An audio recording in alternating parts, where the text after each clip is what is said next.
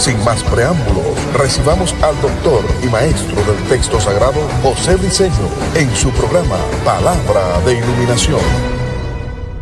Hermano Briceño, maestro, querido hermano y amigo, en Hebreos 10, 26 al 31, ahí el título de arriba, cuando usted va y dice advertencia al que peca deliberadamente, antes de comenzar esos versículos. Y yo quiero hacerle una pregunta. Aquí él nos habla de si la salvación puede ser reversible o no. Nos presenta ¿verdad? La posibilidad de perder la salvación, este versículo aquí del 26 al 31, o puede ser reversible la salvación. Mira, esto es uno de los pasajes entre muchos, eh, que se ha tomado desde el punto de vista totalmente tergiversado, distorsionado, desfasado del sentido, del pensamiento, para apoyar la doctrina de que es posible de que una persona que haya sido regenerada, que es hijo de Dios, porque fue regenerado, obtuvo la vida, obtuvo la justicia, todas esas cosas se puedan perder. Esto lo han tomado. Es como en estos días escuché un comentario que me hicieron y en relación a lo que el tópico que estamos tratando de la inmutabilidad de la salvación, que esto no se puede revertir, lo demuestro por la Biblia. Hemos explicado algunos pasajes en nosotros estudios, en nosotros programas. Y me escribió una persona, pero también lo he escuchado de muchos hombres que son, mira, reconocidos, renombrados, predicadores. Okay. Y me dijeron, maestro, si la salvación no se puede revertir, ¿por qué Jesús dejó escrito en su mensaje, que está en Mateo 24, Marcos 13, Lucas 21? Jesús dijo, el que persevere hasta el fin será salvo. ¿Nos puede usted explicar eso? Y yo les lo expliqué. Esto es en Apocalipsis, ¿verdad? No, eso está en Mateos. Mateo, el capítulo 24, en el Sermón del Monte. Ok. Perdón, en el sermón que Jesús da antes de ir al Monte de los Olivos. Sí, porque Jesús también en sale, Apocalipsis aparece eso, pero ya usted está hablando de otro sí, diferente. cuando Jesús sale con sus discípulos, dice que vio los grandes edificios y le dijo a sus discípulos, mirad todos estos edificios, que de aquí no quedará piedra sobre piedra que sea derribada. Y de allí en adelante Jesús da un discurso que está registrado, lo registró Mateos y lo escribió, y esto está en el capítulo 24, Marcos en el capítulo 3 y Lucas en el capítulo 21. Y resulta que cuando Jesús dijo, el que persevere hasta el fin será salvo, está hablando de la salvación que se obtendrá por obras, no por gracia. La salvación que se obtendrá por obras al no dejarse sellar por el anticristo en la gran Hay tribulación. dos tipos de salvación, hermano. Cuando la gracia sea levantada, que la iglesia sea levantada, todos van a obtener la salvación es por obra. En la obediencia a la predicación del evangelio del reino, que no es el evangelio de la cruz, que no es el evangelio del cordero, que no es el evangelio que está predicando la iglesia, el evangelio del reino que anunciará a Jesús como el Mesías que se va a sentar en el trono para reinar a las naciones por 1000 años, el evangelio del reino que va a predicar los 144,000 y los 2 testigos y todo lo que se añade. Cuando Jesús dijo, y será predicado ahí usted está viendo un indicativo, quiere decir que hay otro. Estamos hablando luego de que la iglesia ya ha sido levantada. Sí, la iglesia fue levantada. Será predicado este evangelio del reino. En Mateo 24, cuando Jesús habla de este evangelio, no está hablando del evangelio que está predicando la iglesia en este momento. Entonces va a haber gente que se va a salvar por obras, porque no se van a dejar sellar, porque van a entregar su vida, porque van a ser decapitados, en fin. Pero no es la salvación que se da por gracia mediante el convencimiento de pecado que el Espíritu Santo va a hacer en la predicación del evangelio de la cruz, el evangelio del cordero. Pero vamos a esto. Vamos acá. Amén. Así como desfasaron aquel Eso lo presenté como una verdad paralela. Así como me desfasaron aquel, me están desfasando él. Vamos a ver qué dice el texto. Dice, esto está en Hebreos 10. capítulo 10, verso 26 al 31. Dice así, cito, porque si pecaremos voluntariamente después de haber recibido el conocimiento de la verdad, ya no queda más sacrificio por los pecados, sino que una horrenda expectación de juicio y de hervor, de fuego que ha de devorar a los adversarios.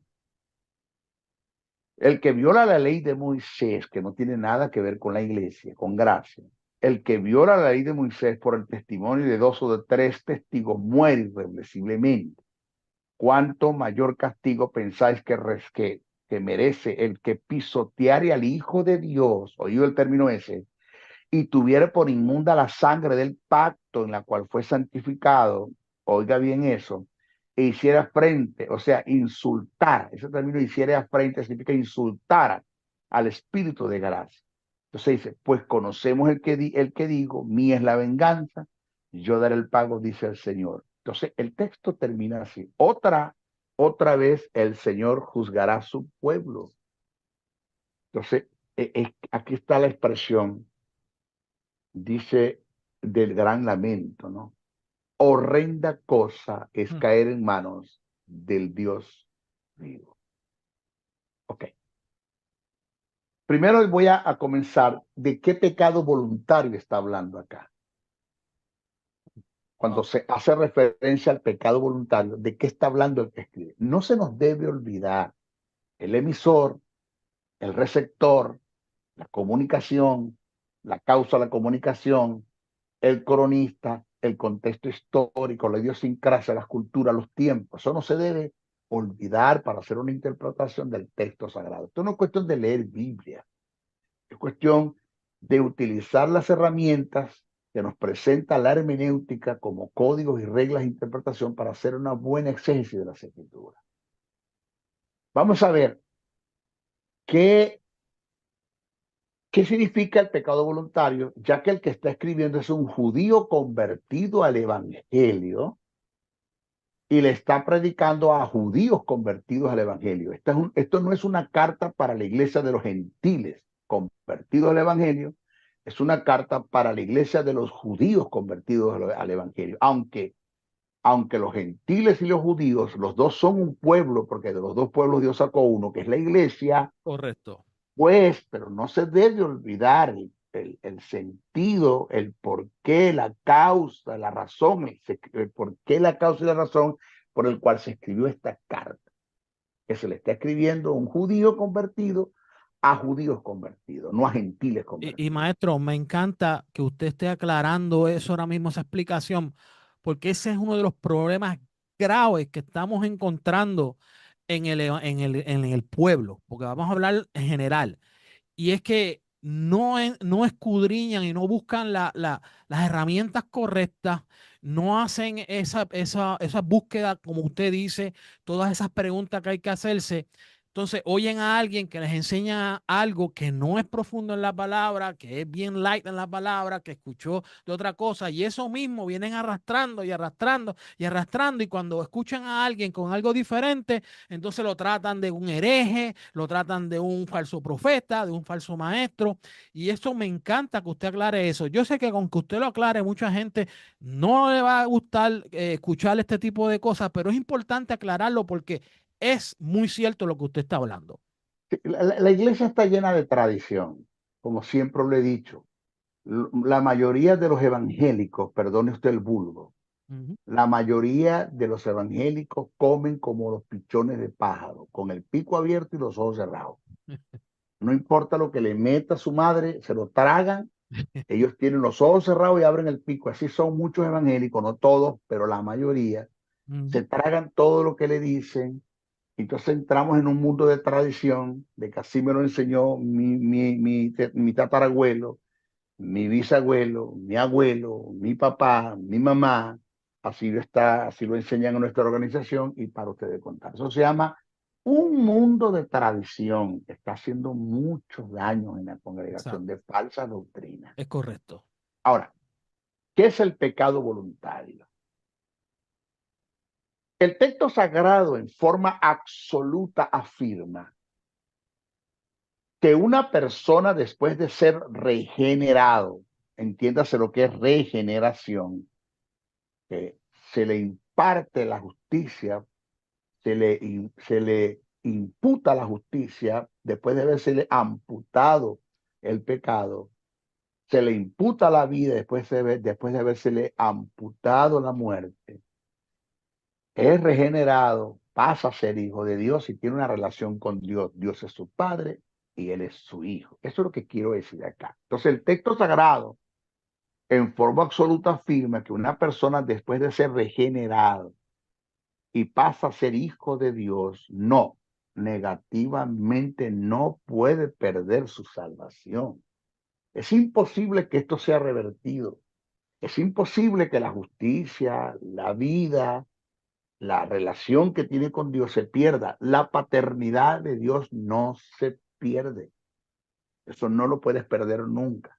Entonces, por lo tanto, la pérdida de la salvación no puede estar en consideración en este pasaje. Acá, pecado voluntario, no puede estar en consideración. Además, oído lo que veo y lo que voy a decir ahora, presten mucha atención porque es que el maestro del Señor no está jugando al evangelio ni a la escuelita dominical. Presta atención. Además, la mayoría de los pecados son intencionales o voluntarios hasta cierto punto.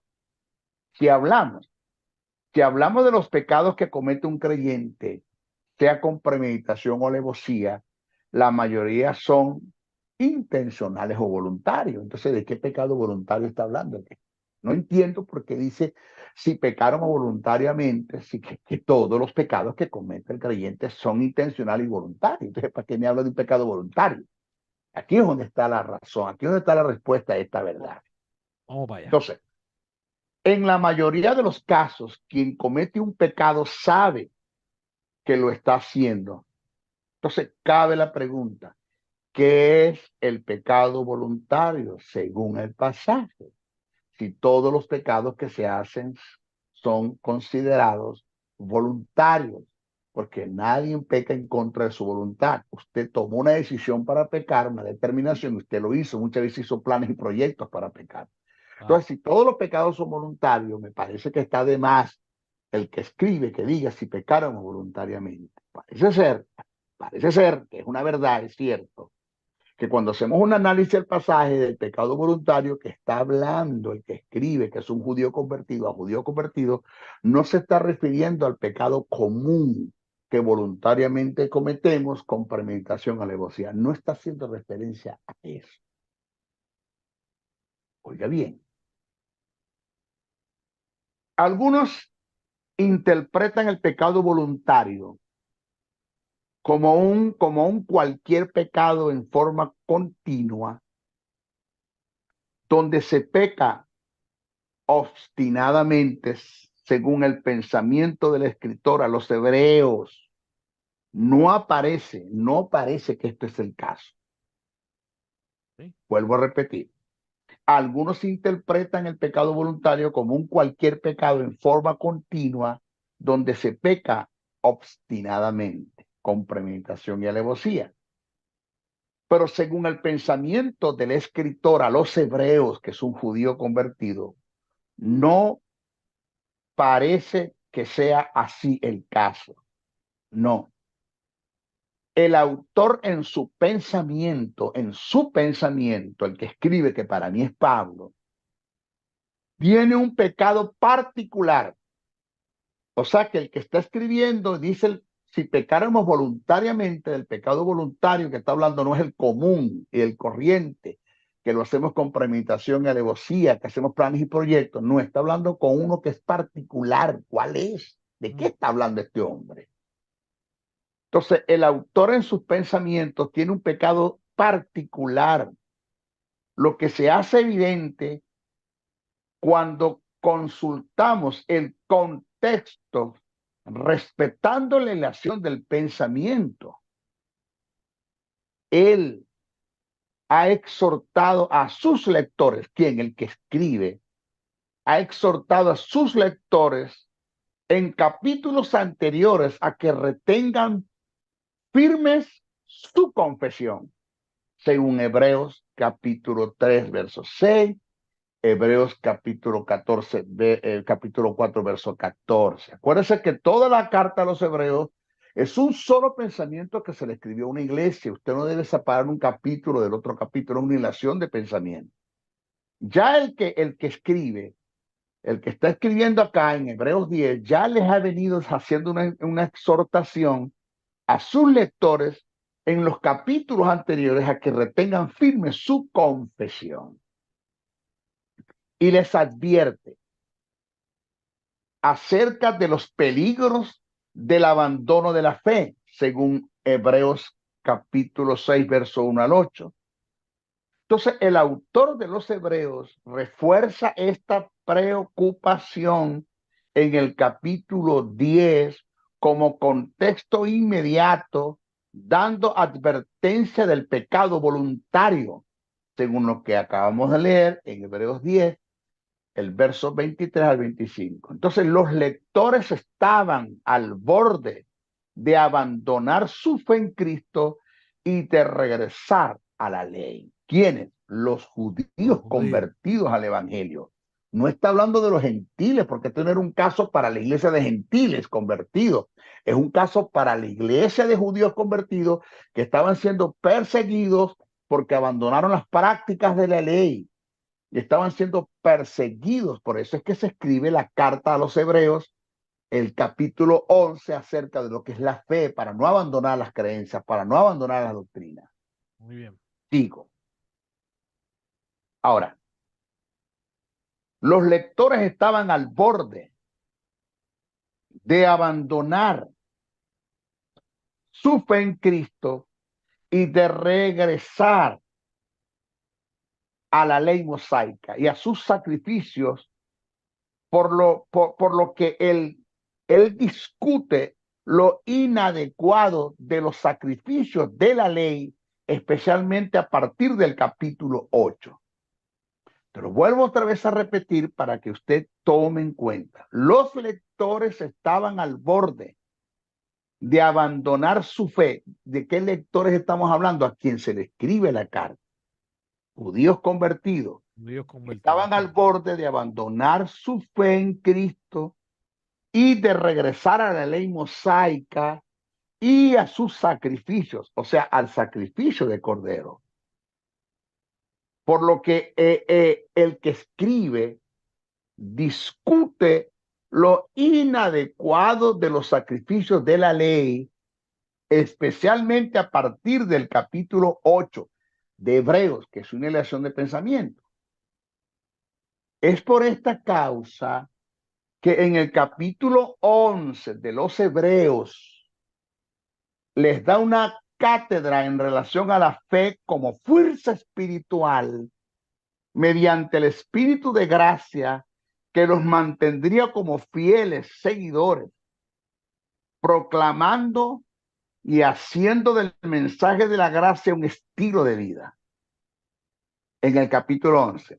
En el capítulo 12, oído, y la acción de pensamiento, no me la abandone, les insta y les hace la invitación a correr la carrera de la fe, siendo el mayor ejemplo Jesús, quien sufrió las más grandes de las torturas por el evangelio de la gracia, viviendo en fe, manteniéndose en fe y logrando todo por la fe hasta la consumación de su obra.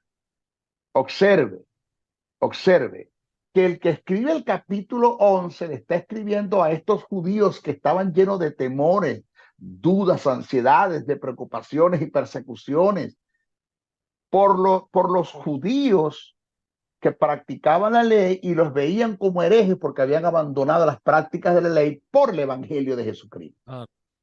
Entonces el que escribe dice en Hebreos 11 les da una cátedra acerca de lo que es la fe y le dice: puesto los ojos en Jesús, el autor y consumador de la fe. En él tienen que poner su mirada. Entonces, cuando les termina el capítulo 11, les vamos al capítulo 12. Entonces, ¿cómo comienza el capítulo 12 de Hebreos? Teniendo en derredor tan grande nube de testigos, despojémonos de todo peso y del pecado que nos asedia y corramos con paciencia la carrera y puesto los ojos en Jesús, el autor y consumador de la fe. Oído, el que escribe el capítulo 11, escribe el 12 y los visualiza en un gran estadio, corriendo la carrera, pero que en ese estadio tienen los espectadores, que son los testigos que están nombrados en el capítulo 11. Todos los héroes de la fe que están nombrados en el capítulo 11 son de los testigos que está hablando el capítulo 12. Tenemos a esta gente de testigos que lograron objetivos por la fe que depositaron una palabra que el gran yo soy les dio. Igual somos nosotros, corramos con paciencia la carrera que ellos también corrieron y pongan los ojos en Jesús, el autor y consumador de la fe, y no desmayen, no abandonen las prácticas del evangelio, no desmayen, no lo hagan. Oído. Entonces, el pecado voluntario sería un deliberado abandono de su confesión en fe, de la eficacia y suficiencia del sacrificio de Cristo para regresar a los sacrificios judíos insuficientes. O sea, el pecado voluntario del que está hablando el que escribe es volver otra vez a sacrificar corderos, cuando ya el cordero fue sacrificado en la cruz. Exacto. Eso es lo que está hablando. Entonces, el autor les ha escrito que Cristo fue ofrecido una sola vez para llevar los pecados de muchos, según Hebreos 9:28, que con una sola ofrenda hizo perfecto para siempre los santificados, según Hebreos 10:14, y que una vez perdonado no hay más ofrendas por el pecado, según Hebreos 10:18. Entonces, les declara que la ley y sus rituales no les ofrecía nada en comparación al verdadero sacrificio definitivo y absoluto y completo que se dio en la vida de Jesús como el cordero inmolado, según Hebreos 10, el verso 1 al 10.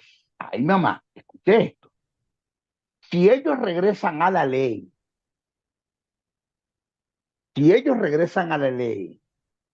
oígase esto, el perfecto y eterno sacrificio de Cristo. Te lo voy a poner de esta manera. Si ellos regresan a la ley a sacrificar cordero, que es el pecado voluntario del que está hablando el que escribe, el perfecto y eterno sacrificio de Cristo, soteriológicamente hablando, sería suficiente para cubrir incluso esa gran y voluntarios pecados. Pero aún así ellos van a encarar un juicio severo, el cual no atenta en contra de su salvación. Señores, Tremendo. el que escribe, dígame. No, eso está tremenda esa explicación que estamos ahí. Ok, mire, el que escribe el mensaje de advertencia en Hebreos 10, sin lugar a duda, tiene su mirada en lo que está escrito en Números, el capítulo 15, verso 30 al 31. Allí vemos que para ciertos pecados serios en actos de premeditación, alevosía y presunciones, no se acordó ningún sacrificio. Por lo tanto, quien cometiera esos pecados sería cortado de su pueblo. El autor de los Hebreos les hace una advertencia basada en lo que está escrito en la ley, que se abandonan el único sacrificio absoluto, acepto ante Dios, volviendo a los rituales de la ley, serían juzgados, disciplinados y en el peor de los casos serían severamente castigados. Entonces, para comprensión del pasaje, es necesario establecer a quienes se dirigen las palabras del autor. Sin lugar a la duda, se reitera el mensaje de los creyentes, como el caso del capítulo 6, y en esta oportunidad se presenta el mismo mensaje con diferentes connotaciones en un lenguaje hipotético. Maldonado, ¿a quién se le está haciendo la advertencia? ¿A quién? Según el capítulo. Voy a responder. Aquellos a quienes se les está advirtiendo son verdaderamente salvos. Sí, claro. Y esto está bien claro. En el pasaje eso está pero bien claro. El autor habla en primera persona, en plural. Ya estamos tomando en cuenta la gramática. En primera persona, en plural. Él está advirtiendo a los lectores, o sea, a quienes escribió la carta, a los judíos convertidos, que son cristianos, acerca de algo que es posible que los hebreos convertidos al evangelio hagan. Aunque dicho pecado no atenta ni cercena la salvación. El contexto inmediato muestra que esta advertencia es para aquellos que han recibido el conocimiento de la verdad, según Hebreos 10:26, son santificados, según Hebreos 10, verso 29, conocen a Dios y son su pueblo, según Hebreos 10:30. Han sido iluminados y han padecido por su fe, según Hebreos 10:32, y tienen una perdurable herencia en los cielos, según Hebreos 10:34. Por según todo esto, el que escribe le está escribiendo a la iglesia de judíos convertidos. Ahora, escucha. Hay una posición teológica en referente al pecado voluntario. Esto es una posición teológica en referente al pecado voluntario, de la cual no estoy de acuerdo. Y no es porque no estoy de acuerdo por obstinación, sino que esto no cuadra con lo que está escrito en el texto sagrado. Descontextualiza, desfasa la relación del pensamiento. Y esta posición teológica afirma que el escritor de la carta a los hebreos está haciendo referencia a meros profesantes nominales que estaban infiltrados en la iglesia y pone por inmunda la sangre del pacto eterno, pisoteando así al Hijo de Dios por causa del pecado voluntario, haciendo frente al Espíritu de gracia. Sus afirmaciones, los que tienen este pensamiento y esta escuela, sus afirmaciones tienen su fundamento al tomar en cuenta el lenguaje del escritor, que nos indica con el verbo conocer que se trata de uno que es devoto a la ley y fue vividor de ella, ya que afirma en su mensaje, pues conocemos al que dijo, mía es la venganza, yo daré el pago, dice el Señor. En adición, según lo que él viene presentando este tipo de pensamiento, este tipo de escuela, en adición a esto, ellos alegan por la frase y otra vez el Señor juzgará a su pueblo, que se hace referencia a judíos no convertidos que apostatan de las verdades en cuanto a Cristo como el Cordero, después de tener un conocimiento meramente intelectual para volver a los sacrificios y los rituales de la ley. Por otro lado, reitero que la frase otra vez relacionada al juicio no es consecuente con la iglesia, ya que la iglesia, no ha pasado por ningún juicio de parte de Dios. Porque dice otra vez, en conclusión, la posición teológica de esta escuela es que el escritor está haciendo referencia a judíos no convertidos, meros simpatizantes que estaban infiltrados en la iglesia, lo cual es totalmente falso. Es totalmente falso. Entonces, concluyo con lo que está escrito en este pasaje, para la respuesta que te voy a dar o que te he dado, que he desarrollado. El pecado voluntario de lo que está hablando el que escribe es volver otra vez a los sacrificios de cordero. Volver a la ley. Volver a la ley, a sacrificar otra vez el cordero, la cual no es relevante porque ya el cordero fue sacrificado en la cruz del Calvario. Y si tú lo haces, vas a poner por inmunda la sangre de Cristo y vas a pisotear al Hijo de Dios, que fue el cordero que inmolado en la cruz del Calvario. Ya eso sucedió. No tienes por qué volver otra vez a los sacrificios. Si lo haces, lo estás haciendo en forma voluntaria. Tú decides hacer eso, pero vas a tener problemas, vas a tener consecuencias. Eso es lo que quiere decir el que está escribiendo en la carta a los Hebreos en el capítulo 10. Que se podría comparar a muchas congregaciones que hoy quizás no viven la ley de sacrificar cordero y ese tipo de cosas, pero hay dogmas en congregaciones que son prácticamente a veces hasta peor que la ley de los judíos. Y hay personas que viven un evangelio bajo una ley, bajo unas dogmas, bajo unas reglas y unas normas que si tú no haces esto, tú no eres salvo.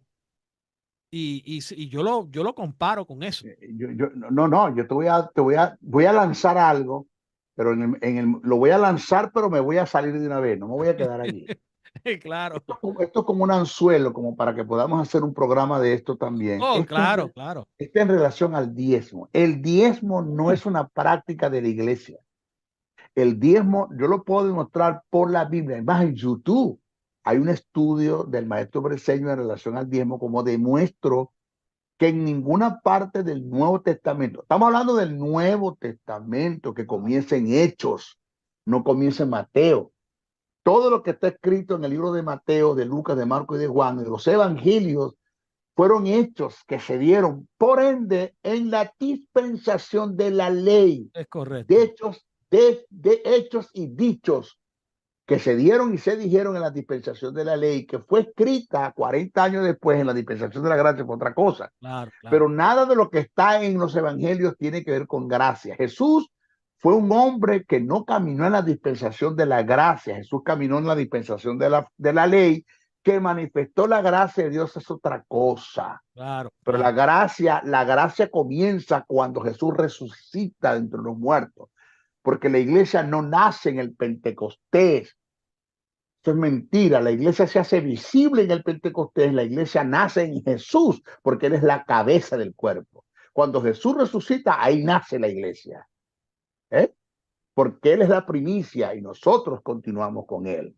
Eso es lo que dice el texto sagrado. Y de hecho, esto como dice usted, yo lanzo y me salgo.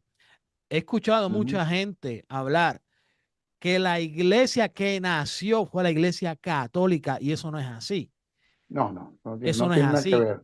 La iglesia que Jesús fundó es una iglesia en general. No es una iglesia con una denominación ni con un nombre. ¿Ve? Y es lo que yo, ¿verdad? Oigo mucho por ahí. ¿Cuál fue la primera iglesia? La católica. Esa no fue la primera iglesia. No. Bueno, ¿tienes alguna otra pregunta? Creo que me hablaste de qué? De sí, Filipenses. En Filipenses dice, ocupaos en vuestra salvación con temor y con temblor. Estamos hablando del libro de Filipenses, del capítulo 2, de los versículos 12 al 16, donde dice, luminares en el mundo, pero en el versículo 12 al final dice, ocupaos en vuestra salvación con temor y temblor. ¿Qué significa ese término de ocupaos de vuestra salvación, en vuestra salvación con temor y con temblor? Vamos a leer el pasaje primero. A ver, Filipenses 2, 12 al 16. 12 al 16, es correcto. Cito. Por tanto, amados míos, como siempre habéis obedecido, no como en mi presencia solamente, sino mucho más ahora en mi ausencia, ocupaos en vuestra salvación con temor y temblor, porque Dios es el que en vosotros produce así el querer como el hacer por su buena voluntad.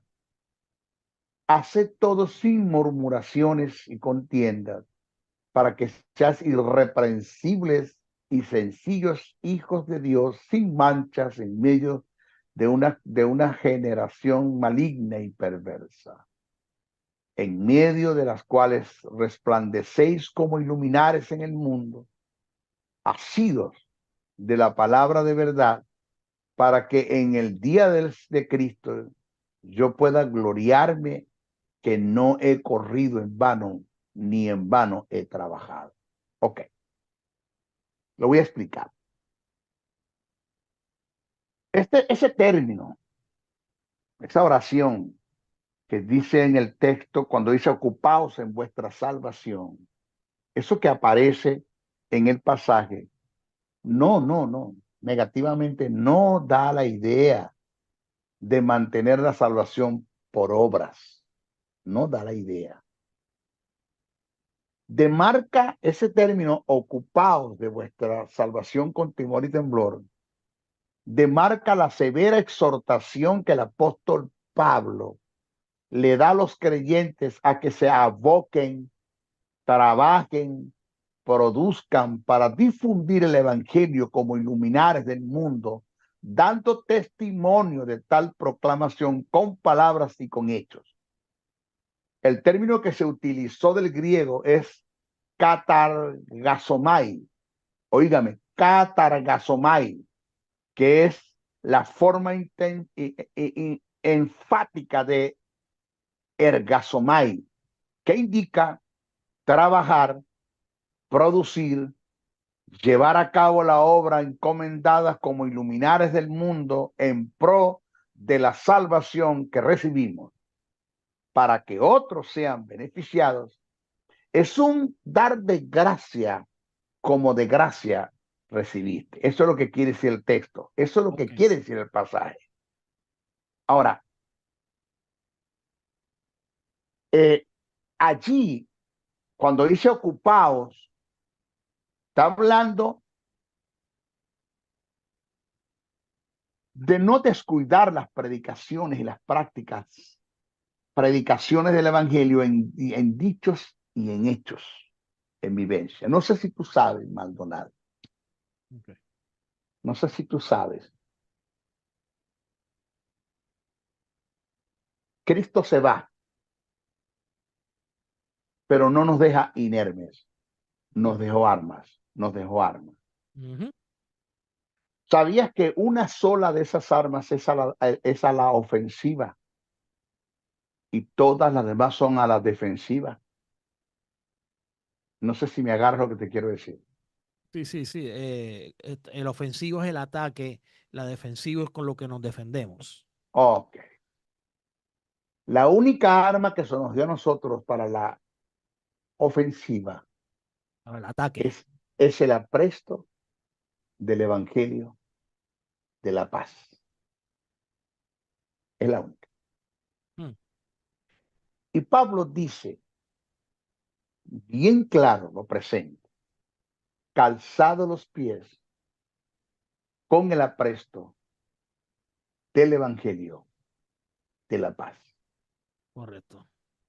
Si analizas bien lo que Pablo escribe, el calzado no es el Evangelio ni la paz. El calzado es el apresto. Calzado los pies con el apresto. No está hablando que te calces con el Evangelio ni con la paz. Está hablando con el apresto. Y la palabra presto del griego tiene que ver con disposición, querer, deseo íntimo. Lo que Pablo quiso exponer fue esto. Cálcense los pies con la disposición, el deseo y el querer íntimo que debe tener un creyente para salir a predicar un evangelio que produce paz. O sea, la paz viene como producto de que se predique el evangelio Y el que se predique el evangelio viene como producto de que hay una disposición, un deseo en querer íntimo. Si al caso vamos, la iglesia te descalza porque nadie quiere evangelizar. Nadie, Eso es así. nadie. Es lamentable, pero es cierto. Sí, sí, sí. Voy. Mira lo descontextualizado que tenemos los mensajes en nuestras iglesias. Wow. Voy a decir algo que usted dice, wow, pero no tiene nada que ver, que no tiene nada que ver, por favor. Hay denominador común en lo que voy a decir ahora, que no te parece que tiene nada que ver por la mala aplicación que le has dado, pero hoy lo vas a entender. La fe es por el oír y el oír por la palabra de Dios. Es correcto. Maestro, se desfasó. Tiene eso que ver con lo que usted viene hablando del apresto del evangelio de la paz, de la disposición, que es lo que Pablo está hablando en Filipenses cuando dice ocupados en vuestra salvación. Del mensaje está hablando Pablo. ¿Se desfasó? No me he desfasado. Cuando usted analiza Romanos en el capítulo 10, Romanos 10. 17 versos, cuando dice la fe es por el oír y el oír por la palabra de Dios, Pablo está hablando de la fe que le produce a un mundo que se pierde la predicación del evangelio. No está hablando de la fe que le produce la palabra a la iglesia. No, Sí, no, sí, Pablo no está hablando de eso. hay que ver a quién él se está dirigiendo. Correcto. Pablo no está hablando de eso. Pablo dice, ¿cómo creerán si no hay quien les predique? ¿Y cómo predicarán si no han sido enviados? Cuán hermosos son los pies de los qué? De los que anuncian. O sea, los pies que se calzan con la disposición, el querer y el deseo íntimo de salir a predicar el evangelio que les va a producir la fe a un mundo que se pierden para que acepten el don de la salvación que es Cristo y sean salvos. Es lo que Pablo está diciendo en Romanos. Wow. O sea, el texto Casidioro de Reina lo escribió mal. El texto dice así. Dice que de la única forma que un mundo tenga fe y acepte el plan de salvación mediante la persona de Jesucristo es que escuchen el evangelio que predica Jesús como el don de la salvación. Es lo que quiere decir el que escribe. Wow. La iglesia no le imparte, a la iglesia no le produce la fe la palabra.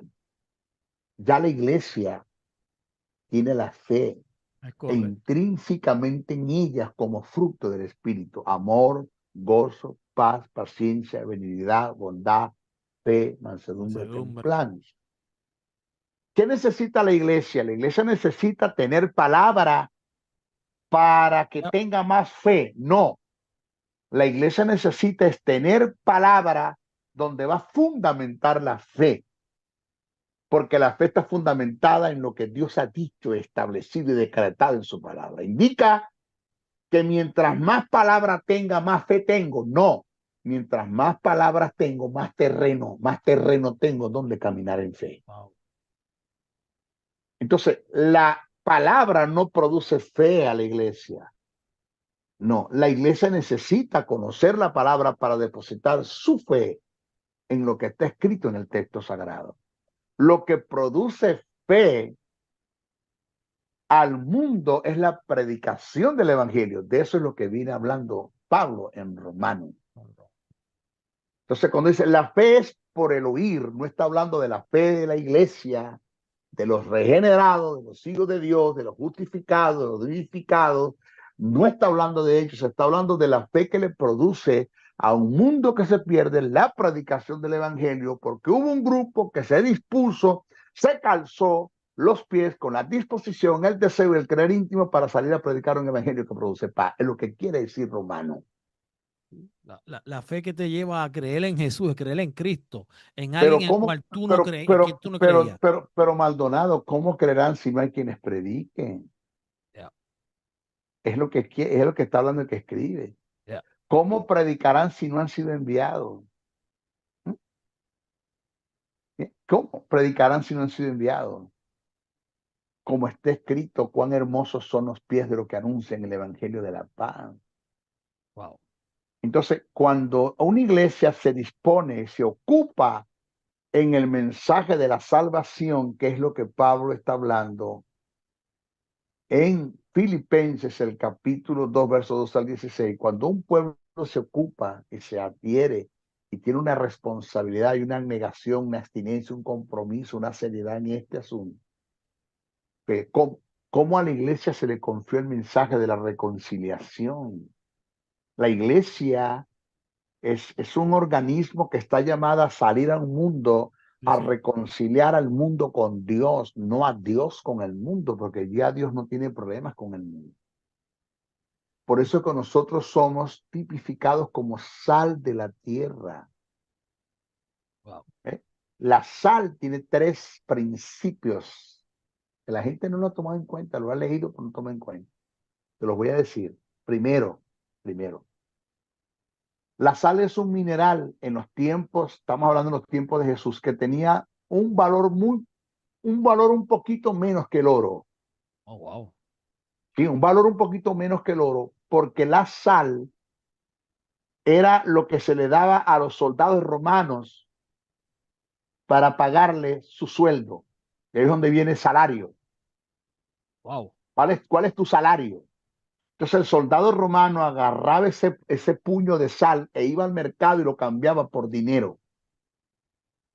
Entonces ahí está cuando Jesús nos tipifica a nosotros como sal de la tierra. Nos está hablando de los valores incalculables que nosotros tenemos y lo útil que somos para Dios para la implantación de su reino aquí en la tierra. Que no somos cualquier cosa. Uh-huh. Número 2, la sal es lo que sazona la comida. Le sazona la comida y a nosotros se nos tipifica como sal porque somos lo que le damos sentido al mundo, sazonamos al mundo y le damos sentido al mundo con la predicación del evangelio del reino. En un mundo que no tiene sentido, que no tiene Claro. esperanza, que no tiene fe, que está sumergido en el pecado, que ya está cansado de tanto, quien le va a dar sentido a la vida de la gente en el mundo somos nosotros con la predicación del evangelio del reino. Somos la sal de la tierra. Y tercero, la sal se utilizaba para preservar 2 tipos de alimentos, la carne y el pescado. Nosotros somos llamados como sal a detener la marcha de la corrupción y del pecado en este mundo con las predicaciones del evangelio del reino, no a participar del mundo. Porque nosotros somos embajadores de Cristo, de la iglesia para el mundo, no somos espías del diablo dentro de la iglesia participando del mundo. Eso es lo que muchos están diciendo. Entonces, esto es lo que Pablo quiso decir. Cuando dijo ocupado de vuestra salvación con temor y temblor, está hablando, oye, vamos a tomar seriedad este asunto, este mensaje que se nos confió para que lo salgamos a Uh-huh. predicar. Es lo que Pablo Claro, está hablando. claro. Wow. Ujú. Y me encanta porque pude entender a quién es que Pablo o el escritor, a quién es que el escritor le está hablando y le está escribiendo. Me gusta porque desde el principio usted ha venido recalcando a quién es que se le está enviando el mensaje. Y lo que me encanta es la importancia de poder nosotros entender a quién se le envía, porque así podemos saber qué quiere decir el versículo, cuál es el mensaje que quiere llevar exactamente, y nosotros no tergiversar el verdadero mensaje que está escrito en la palabra. Ahí Y está. eso me encanta mucho y me encanta demasiado eso. Hay otro versículo que quiero que usted, ¿verdad? No sé si usted terminó ahí en ese. No, no, no, sí, ahí terminé, vamos a darle rápido con el otro. Ok, Es pues rápido, es rápido, es rápido. tenemos el tercero, que con este vamos a terminar, que es en el libro de Santiago, en el capítulo 5, donde habla 19 y 20, los versículos 19 y 20, donde dice, hermanos, si alguno de entre vosotros se ha extraviado de la verdad. Ese pedacito me interesa. Se ha extraviado de la verdad y alguno le hace volver. Ya estamos viendo aquí quien se extravía y ahora quien vuelve. Sepa que el que haga volver al pecador del error de su camino salvará de muerte un alma y cubrirá multitud de pecados. ¿Qué nos quiere traer en estos dos versículos el escritor de este libro de Santiago? Mira,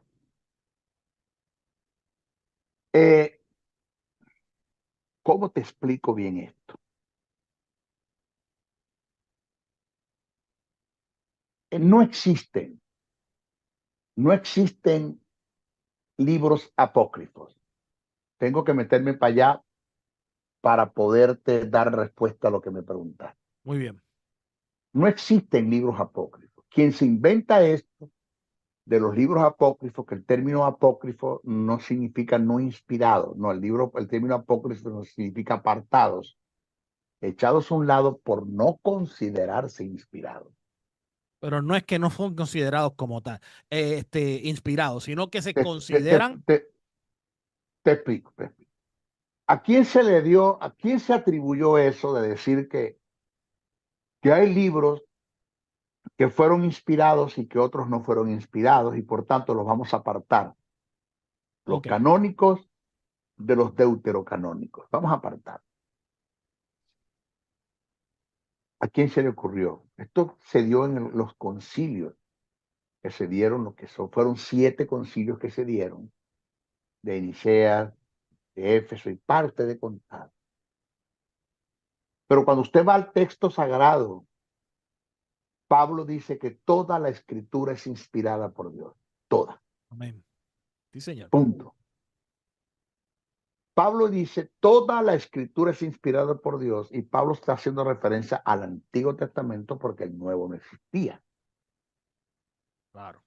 Y si toda la escritura es inspirada por Dios, pues no hay quien pueda decir que hay libros que no fueron inspirados y otros que sí fueron inspirados, porque Pablo dijo que todo fue inspirado, todo.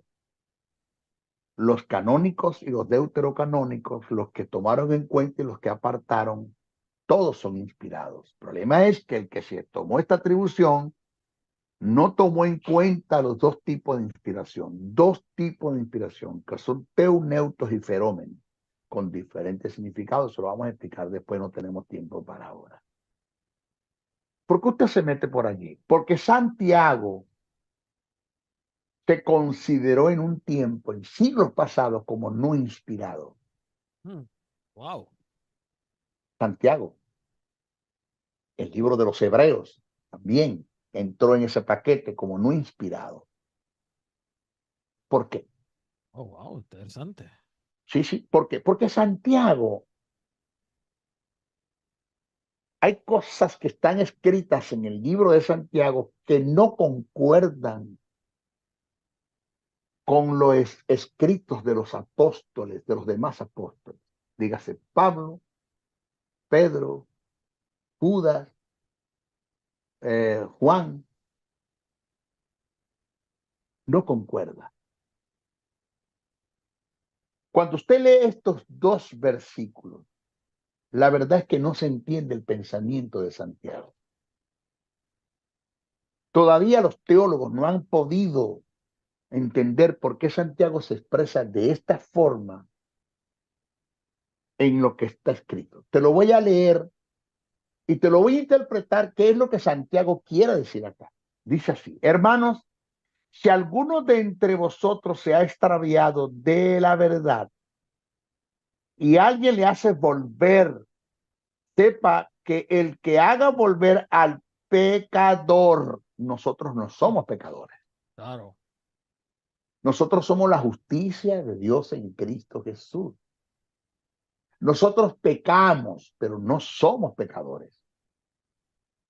La posición que nos da la Biblia es de justo, no de pecadores. ¿Por qué utiliza Santiago el término pecador para hacer referencia al cristiano que se desvió de la verdad según él? ¿Por qué Santiago usa el término pecador? No se sabe, no se sabe. Entonces, dice, sepa que el que haga volver, el que haga, en este caso, José Briceño, voy a ponerme de ejemplo, hace volver a Juan de los palotes del error, que es un pecador, según Juan. Sepa que el que haga volver al pecador del error, de su camino, salvará de su muerte un alma. ¿De cuál muerte está hablando? Si es de la muerte espiritual, eso es totalmente falso. Porque una persona, escucha bien este pensamiento, una persona no puede espiritualmente morir dos veces y nacer dos veces. Oh, wow. Oh. No puede.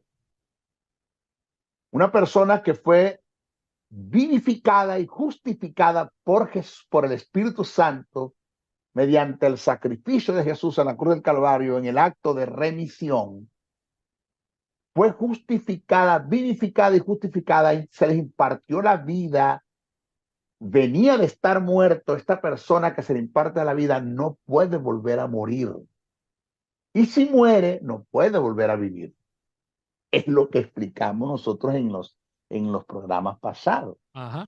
La suposición hipotética y supuesto negado que es imposible que los que recayeron, si es que eso se puede dar, que no está hablando de descarriarse, sino recaer, volver al estado de Adán, volver a morir otra vez espiritualmente. Es imposible que este ser que recae, que vuelve a morir otra vez espiritualmente, que la muerte pueda entrar en él, porque volvió a entrar la simiente satánica, que es el pecado, y volvió a entrar la naturaleza satánica, que es la muerte, volvió a entrar en él. Es imposible que lo saquemos de ese estado, porque para sacarlo de allí tenemos que enviar otra vez a Jesús a morir en la cruz del Calvario. Entonces, hay suposiciones hipotéticas. Uno, imposible que recaigan, y dos, si recae, imposible que lo podamos restaurar, porque tenemos que morir, mandar otra vez a Cristo a morir en la cruz del Calvario. Tercera suposición hipotética, que esto no puede ser, porque Jesús no puede morir otra vez. Entonces, una persona que nace de nuevo no puede morir otra vez, jamás. Y si muere, no puede vivir otra vez. O sea, esto es lo que enseña el texto sagrado. Entonces, ¿de qué está hablando Santiago? ¿A qué pecador se está refiriendo entonces? Eso es que no se entiende el lenguaje de Santiago. Pero aquí viene algo bueno. Aquí viene algo lo más fuerte. Dice, salvará de muerte al alma y cubrirá. La palabra cubrirá es expiación.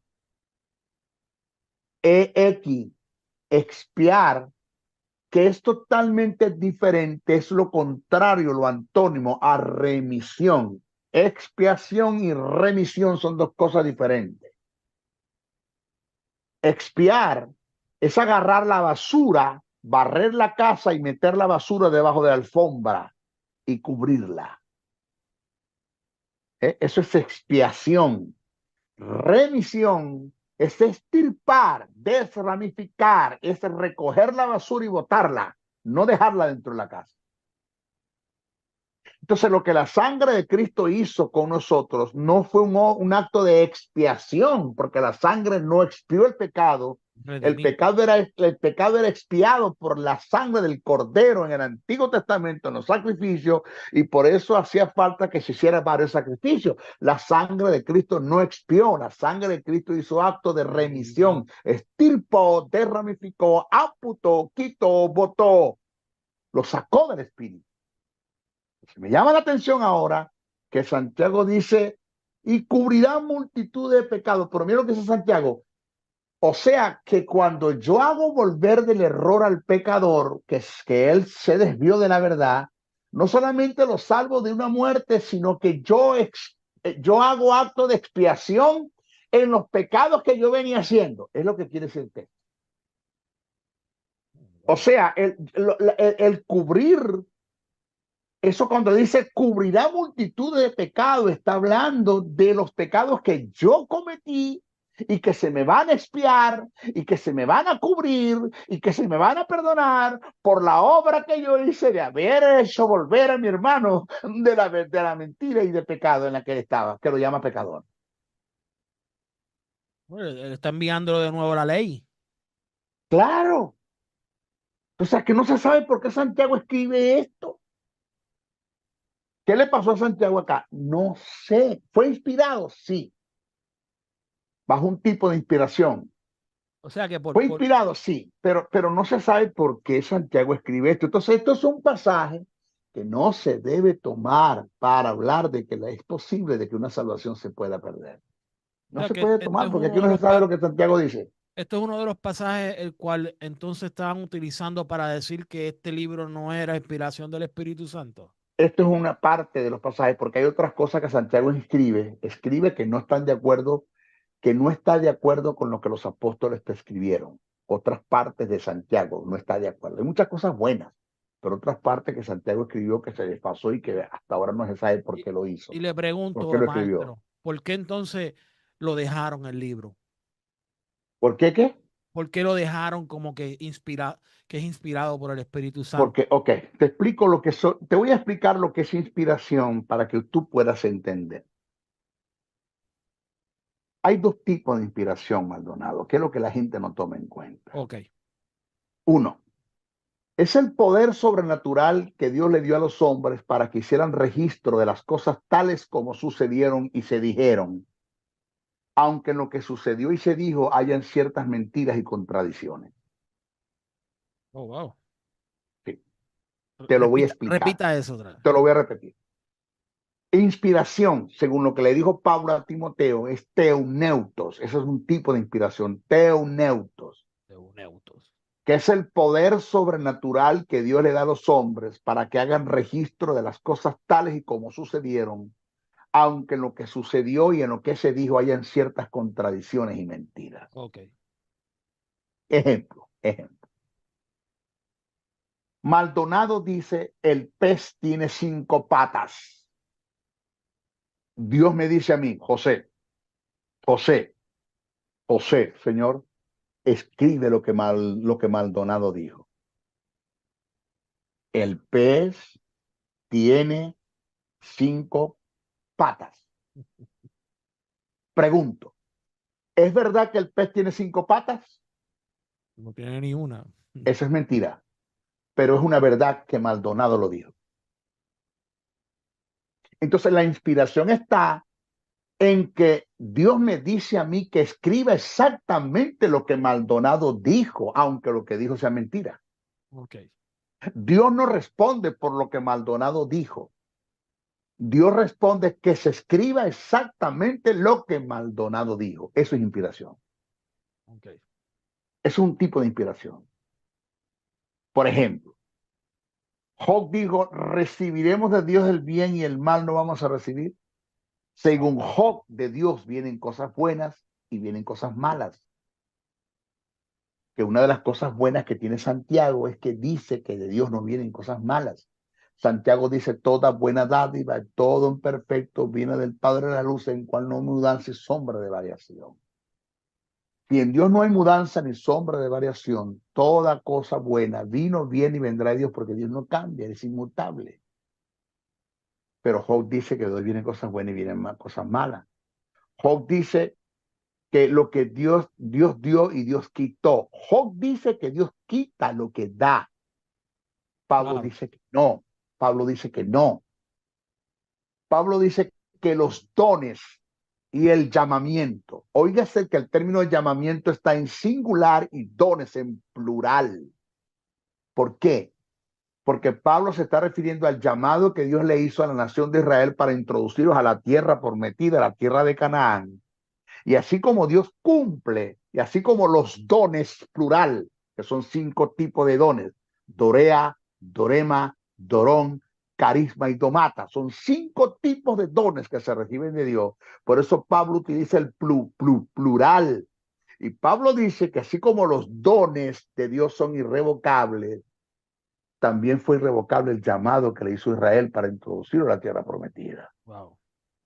Quiere decir que todo lo que tú recibes de Dios, sea un dorema, un dorón, un carisma, un domata, sea cualquiera de los 5 dones que tú recibas de Dios, es irrevocable. Dios no te lo quita. Que tú lo pierdes es otra cosa. Tú lo pierdes. Tienes que darle cuentas a Dios porque Dios no te quita nada. Y como Dios no te lo quitó, Él te va a pedir cuentas por lo que te dio. Porque si Él me lo quitó, ¿para qué me va a pedir cuenta? ¿Para qué Dios me va a decir, dame razón de lo que te di si vos me lo quitaste? Pero Dios no me lo quita, tú lo pierdes. Tú lo pierdes, correcto. Entonces, cuando vamos al texto sagrado, según el tipo de inspiración, teuneuto, Dios permitió que se escribiera exactamente lo que dijo Job, aunque Job no sabía lo que estaba diciendo. Job estaba totalmente desfasado. Al finalizar del pasaje del libro de Job, Dios se le aparece en un torbellino a Job y le habla del asunto y le da un discurso. Y entonces cuando Job entiende que muchas cosas que escribió no están en línea con las verdades en relación a Dios, entonces Job dijo, de oídas te había oído, ahora mis ojos te ven, cosas que no entendía, decía. O sea, Job entendió que se equivocó en lo que dijo y en lo que está escrito, y nosotros estamos en este tiempo agarrando el libro de Job para doctrinar a la iglesia en cosas que Job se equivocó. ¿Sí? Ahí tienes un tipo de inspiración. Entonces, aunque Santiago no tiene sentido lo que escribió, Dios permitió o cedió para que Santiago escribiera exactamente lo que él pensaba, pero no necesariamente lo que Santiago piensa es el pensamiento de Dios. O sea que en base entonces en esa definición de inspiración es que entonces ellos dicen, no, este libro sí es inspirado por el Espíritu Santo, basado en estos 2 tipos de inspiración. Porque no es al contrario, Maldonado. Como no conocían estos 2 tipos de inspiración, hicieron juicio y determinaron lo que era inspirado y lo que no era inspirado. Si ellos hubiesen conocido estos 2 tipos de inspiración, que el otro tipo de inspiración es fenómeno, que viene siendo el dictamen de Dios, que es cuando Dios dictamina algo y los hombres escriben exactamente lo que Dios dijo. En la inspiración que está escrito bajo el término fenómeno no vas a conseguir ninguna contradicción. Porque como el libro de Apocalipsis, por ejemplo. Porque ahí se está escribiendo lo que Dios dijo. Exacto. Los ángeles trajeron un mensaje y los profetas trajeron un mensaje según lo que Dios dijo. Entonces, en los mensajes que los ángeles trajeron, que los profetas dijeron, y de lo que Dios dijo, no vas a conseguir ninguna contradicción, porque eso es un tipo de inspiración que es fenómeno. Pero sí vas a conseguir contradicciones en la inspiración bajo el término teuneuto, porque Dios no responde por lo que los hombres hicieron y dijeron. Dios responde para que se escribe exactamente lo que hicieron y dijeron, aunque estén equivocados. Eso es inspiración.